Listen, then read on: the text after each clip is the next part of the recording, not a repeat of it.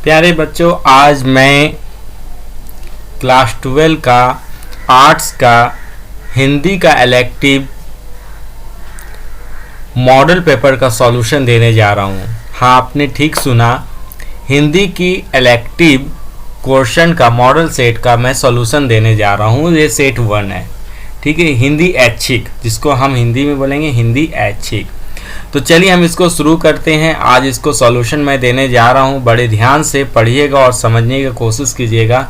मैं आपको बेहतरीन तरीके से समझाऊंगा। उम्मीद करता हूँ कि यह वीडियो आपको बहुत बेहतर पसंद आएगा।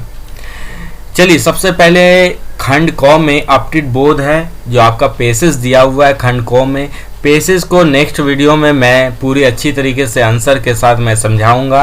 अभी आपको खंड ख से रचनात्मक तथा व्यवहारिक लेखन से आपका तमाम सवालों का जवाब दे रहा हूं। चलिए शुरू करते हैं। पहला क्वेश्चन है आपका, जनसंचार माध्यमों के अंतर्गत रेडियो कौन सा माध्यम है? ठीक है, जनसंचार के माध्यमों के अंतर्गत रेडियो कौन सा माध्यम है? तो आपसे पूछा जा रहा श्रव्य या दृश्य, श्रव्य, दृश्य या पाठनीय। आपको मैं इसका आंसर, सही सटीक आंसर आपको मैं बता दूं कि इसका आपका आंसर श्रव्य होगा। मतलब आप रेडियो के माध्यम से सुन सकते हैं कि देख सकते हैं, या सुन या देख सकते हैं या पढ़ सकते हैं। रेडियो में सिर्फ आप सुन सकते हैं, तो ये आपकी सुनने की क्षमता पे ये यहाँ पे आपको सुन सकते हैं। रेडियो में जैसे न्यूज़ हो गया, बहुत सारा नाटक हो गया, तो आप रेडियो में सुन सकते हैं, देख नहीं सकते, या देख सकते हैं या सुन नहीं सकते हैं, है ना। ऐसा चीज़ नहीं है, बल्कि सुन सकते हैं। इसका राइट आंसर आपका होगा श्रव्य, श्रव्य। ठीक है, आपका राइट आंसर मैं ये बता दिया हूँ। ऑप्शन नंबर आपका पहला है। क्लियर? चलिए आगे बढ़ते हैं। भारत में टेलीविजन का प्रसारण कब प्रारंभ हुआ था? आपको बता दें, ऑप्शन यहाँ पे दिया है 10 मार्च 1960 को, 12 फरवरी 1958 को, 15 सितंबर 1969 को, 8 अप्रैल 1957 को। इसमें से चारों का चारों ऑप्शन राइट नहीं है। आपका सही ऑप्शन यहाँ पे 15 सितंबर 1959 होगा। आपका यहाँ पे 1959 होगा, 69 नहीं है। ठीक है, यहाँ पे आपका राइट आंसर 1959 है। ठीक है, क्लियर हो गया। आगे बढ़ते हैं। आलेख लेखन की भाषा कैसी होनी चाहिए? सरल, सुगम, प्रभावी। आपको हम बता दिए तीनों का तीनों होनी चाहिए। ऑप्शन नंबर चौथा में लिखेंगे ये सभी। अगला क्वेश्चन है, भारत में पत्रकारिता की शुरुआत कब हुई थी? तो आपसे पूछा जा रहा है 1853 में, या 1780 से, या 1767 से, या 1857 से। आपका राइट आंसर होगा सन 1780 से। ठीक है, उम्मीद है कि आप लोगों को समझ में आ रही होगी। अगले क्वेश्चन की तरफ चलते हैं। कहानी में केंद्रीय बिंदु क्या होगा? पात्र होगा, चरित्र चित्रण होगा, या संवाद होगा, या कथानक होगा? ठीक है, तो आप चारों में से आपको बता। ठीक है, तो आप इसमें से आंसर आप लिखेंगे, आप इसमें पात्र होगा। आपका राइट आंसर क्या होगा? पात्र होगा। तो आपका ऑप्शन नंबर पहला है, आपका पात्र होगा। क्लियर? अगले चलते हैं 16 नंबर क्वेश्चन की तरफ। कहानी लेखन सीखने का सबसे कारगर तरीका क्या हो सकता है? तो ऑप्शन में है कहानी सुनना, कहानी चुनना, कहानी पढ़ना, कहानी सुनाना। आपका कारगर आपका ऑप्शन होगा कहानी पढ़ना। ठीक है, अगले सवाल की तरफ चलते हैं। कविता की पहली शर्त क्या होगी? शब्दों से मेल जोल, या कल्पना का तालमेल, या सत्य की अभिव्यक्ति, या संभावना की तलाश। आपका सही आंसर होगा सत्य की अभिव्यक्ति। ठीक है, अगला क्वेश्चन की तरफ चलते हैं। नाटक की वास्तविक कसौटी किसे माना जाता है? नाटक की वास्तविक कसौटी किसे माना जाता है? पात्र को, संवाद को, या रंगमचीयता को, या कथ्य को? आपको सही आंसर इसमें ऑप्शन नंबर 3 है, रंगमचीयता को माना जाता है। ठीक है, अगले क्वेश्चन की तरफ जाए। हिंदी का पहला साप्ताहिक पत्र उदंत मातदंड का प्रकाशन कहाँ से हुआ था? कलकत्ता से, कानपुर से, इलाहाबाद से, बनारस। आपको सही आंसर आपका होगा कलकत्ता। ठीक है, आगे हम बढ़ते हैं। 20 नंबर क्वेश्चन में आते हैं। भारत की पहली मूक फिल्म बनाने वाले का श्रेय किसे दिया जाता है? तो आपका ऑप्शन है पृथ्वीराज कपूर, या दादा साहेब फाल्के, या राजा हरिश्चंद्र, या गुरुदत्त। आपका सही आंसर होगा दादा साहेब फाल्के। ठीक है, ये आपका ऑब्जेक्टिव कंप्लीट हो गया है। अब आगे बढ़ते हैं। आगे आपको नेक्स्ट वीडियो में हमने आपको बोला है कि आगे जितना भी आपका जो पेसेज है और निबंध है वो सब मैं बताऊंगा अगले वीडियो में। ठीक है, अभी हम ऑब्जेक्टिव क्वेश्चन को बता रहा हूं। अब चलते हैं खंड गो पाठ्य पुस्तक के से क्वेश्चन जो है उसमें आपको उसका आंसर बताने जा रहा हूं। चलिए शुरू करते हैं। 24 नंबर में कर्नोलिया का गीत जयशंकर प्रसाद द्वारा रचित किस नाटक का प्रसिद्ध गीत है? आपसे पूछा जाता है ये किस नाटक का प्रसिद्ध गीत है, तो ये हम बता दिए चंद्रगुप्त का है। इसका आंसर आपका चंद्रगुप्त होगा। नेक्स्ट क्वेश्चन की तरफ चलते हैं। आपका तोड़ो कविता के कवि कौन है? सूर्यकांत त्रिपाठी निराला या केदारनाथ सिंह या विष्णु खरे या रघुवीर सहाय? तो आपका सही आंसर होगा सूर्यकांत त्रिपाठी निराला, आपका सही आंसर है। ठीक है, आपको बता दें, हाँ फिर से हम आपको बता दे रहे हैं, यहाँ से गलती हुई है कि तोड़ो कविता के कवि कौन थे? तो सूर्यकांत त्रिपाठी निराला या केदारनाथ सिंह या विष्णु खरे या रघुवीर सहाय? तो आपको बता दें ये सूर्यकांत त्रिपाठी निराला नहीं बल्कि रघुवीर सहाय थी। तो आप क्या लिखेंगे? रघुवीर सहाय। आपका सही आंसर रघुवीर सहाय है, ना कि सूर्यकांत त्रिपाठी निराला। अगले क्वेश्चन की तरफ हम बढ़ते हैं। 26 नंबर, जरे बिरहा जू दीपक बातों की पंक्ति में कौन सा अलंकार है? कौन सा अलंकार है? तो आपका सही ऑप्शन होगा उपमा अलंकार है। ठीक है, आगे बढ़ते हैं 27 नंबर की क्वेश्चन की तरफ। कांपा हिया जनावा शिव में किस माह का स्वाभाविक वर्णन जयासी ने किया है ना? तो इसमें आपको हम बता दें इसमें आपका सही आंसर अगहन है। सही आंसर आपका अगहन है। अगले क्वेश्चन की तरफ चलते हैं। आपको फिल इन द ब्लैंक्स बोलना भरने के लिए। अब यहाँ पे क्वेश्चन है मर गया है डैश से संसार जैसे हार कर। तो आप यहाँ पे भरेंगे विष। मर गया विष से संसार जैसे हार कर। अगले क्वेश्चन की तरफ इतने लोगों में इतने तरीकों से डैश मालामाल गतिशील होते देखा है। तो यहाँ पे लिखेंगे स्वाधीन। स्वाधीन है ना। अगले क्वेश्चन की तरफ बढ़ते हैं 30 नंबर की तरफ। भरत राम का प्रेम कविता रामचरितमानस के अयोध्या कांड से लिया गया है। आप क्या भरेंगे? अयोध्या कांड। ठीक है, अगले क्वेश्चन की तरफ चलते हैं। सूफी प्रेम मागी शाखा के सर्वश्रेष्ठ कवि डैश को माना जाता है।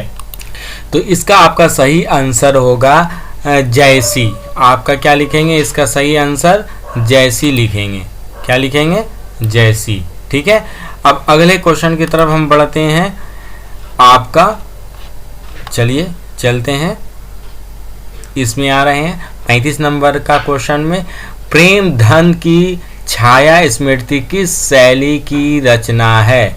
किस शैली की रचना है? तो आंसर में आप लिखेंगे सेकंड नंबर स्मरणात्मक निबंध। स्मरणात्मक निबंध आपका राइट आंसर होगा। ठीक है, आगे बढ़ते हैं। अगला क्वेश्चन 36 नंबर है। आचार्य शुक्ल सहपाठी के निम्नलिखित में कौन थे? आचार्य शुक्ल के सहपाठी निम्नलिखित में कौन थे? बाल मुदुकुत गुप्त या राधा चरण गोस्वामी या पंडित लक्ष्मी नारायण चौबे या भारतेंदु हरिश्चंद्र? आपका सही आंसर हो जाएगा भारतेंदु हरिश्चंद्र, आपका राइट आंसर है। अगले क्वेश्चन की तरफ चलते हैं। धर्म के रहस्य जानने की इच्छा प्रत्येक मनुष्य ना करे। यह पंक्ति गुलेरी जी किस लघु निबंध का हिस्सा है?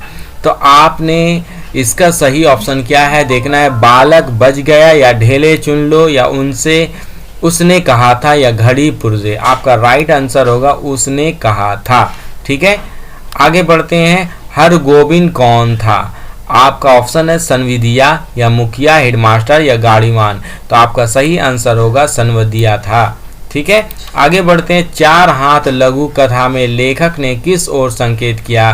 पूंजीवादी व्यवस्था, मजदूरों की स्थिति या समाज में स्त्री के वास्तविक स्थिति या किसानों का जीवन का संघर्ष या भूमंडलीय या उदारीकरण की सच्चाई का?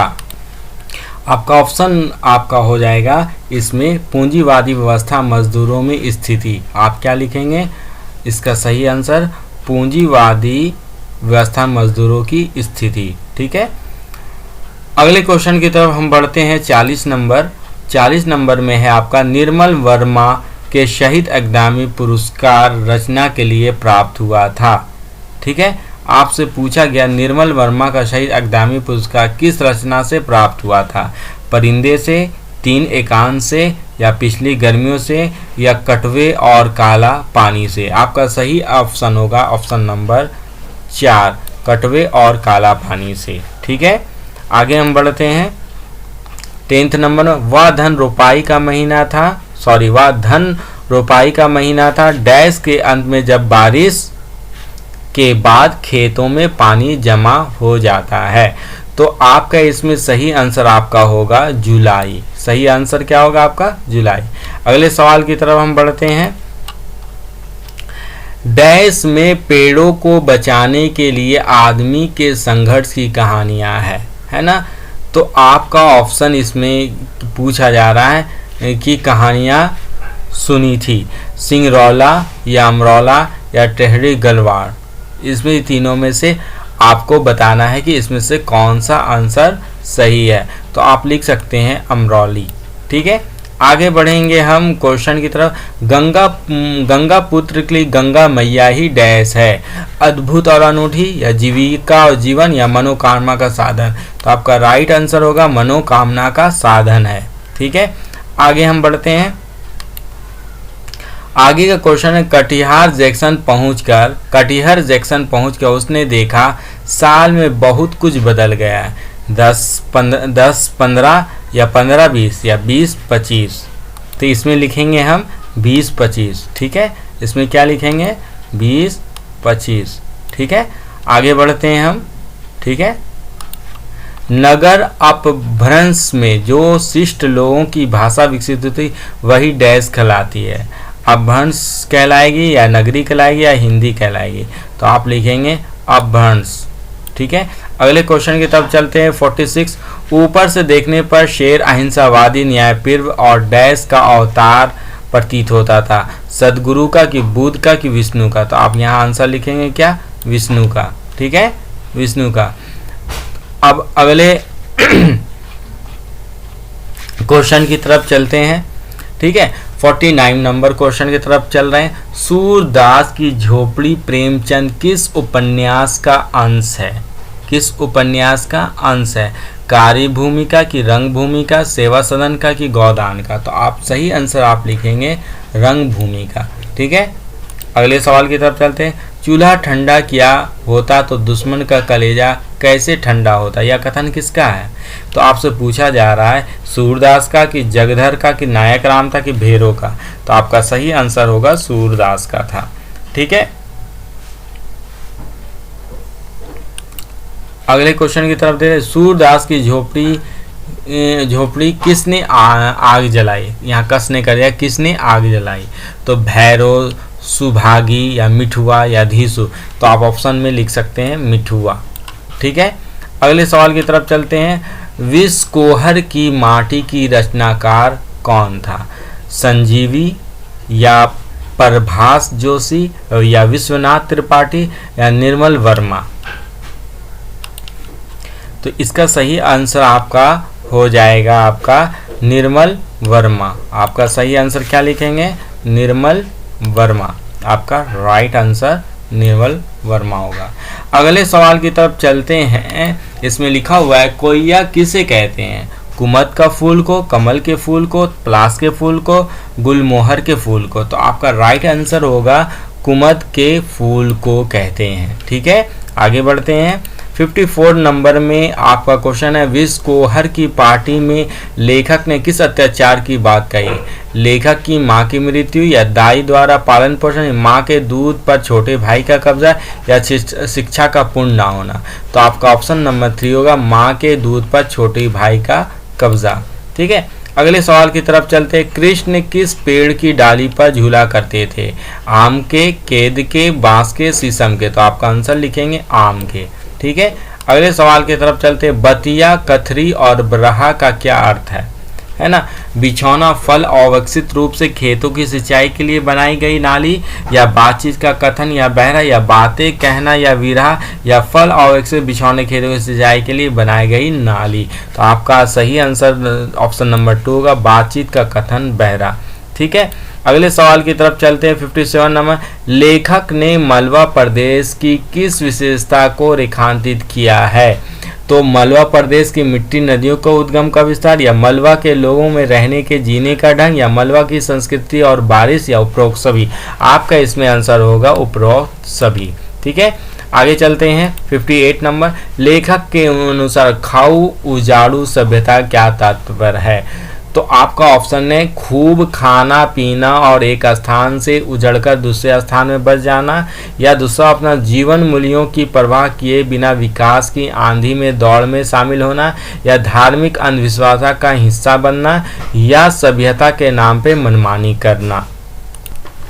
इसका आंसर आपका हो जाएगा सेकंड नंबर आपका 2, जीवन मूल्यों की परवाह किए बिना विकास की आंधी में दौड़ में शामिल होना। ठीक है, तो आप तमाम लोगों को मैंने सारे ऑब्जेक्टिव क्वेश्चन को मैं किताब का और रचनात्मक का सारे को मैं बता दिया हूँ। उम्मीद है करते हैं कि आप लोगों को ये वीडियो बहुत अच्छी लगी होगी। इस चैनल को, मेरे चैनल को सब्सक्राइब करना ना भूलें, अपने दोस्तों में शेयर करें, लाइक करें। देखिए आपको तो फ़ायदा हो ही रहा है, लेकिन और लोगों को पढ़े ताकि और लोगों को भी ये आंसर को पता चले और वो अपने अच्छे से तैयारी कर पाएँ। Thank you.